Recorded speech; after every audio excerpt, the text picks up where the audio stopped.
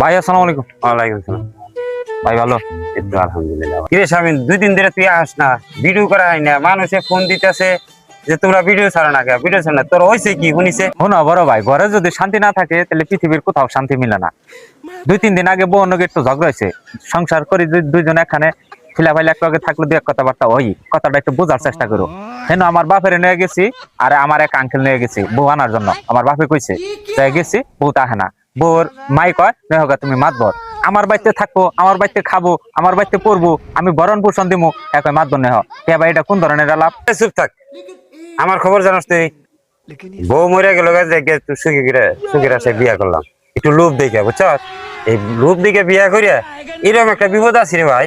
আজকে 6 দিন ধরে বাইতে ভাই রান্না বাড়া নাই, খাই যায় হোটেলে, হোটেলে খাই, এক তো খাই আবার 2 না খেয়ে থাকি, এই অবস্থায় আছি। আর তুই আমার দুঃখের কথা জানাইতে চাস? শোনো বড় ভাই, মানুষ আগে কইতো যে প্রথম বোধা যদি সুখ না হয় পরবর্তীতে কোনো দায় সুখ নাই, এই কথাটা কখনোই বিশ্বাস করতাম না, কিন্তু আজকে বাস্তব জীবনে একদম হারে হারে ঠিক পাইতাছি।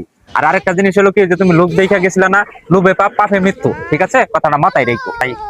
লোভ দিয়ে গেছিলাম যে যাই একটু ভালো চলা হামো ফিরে হামো, সেই হিসাবে গেছিলাম। এখন তো লোভ দিয়ে যে এইরকম একটা বিপদে পড়ে গেছি ভাই, এই বিপদ দিয়ে আর আমার ওঠার কোনো কমতি পেতেছি।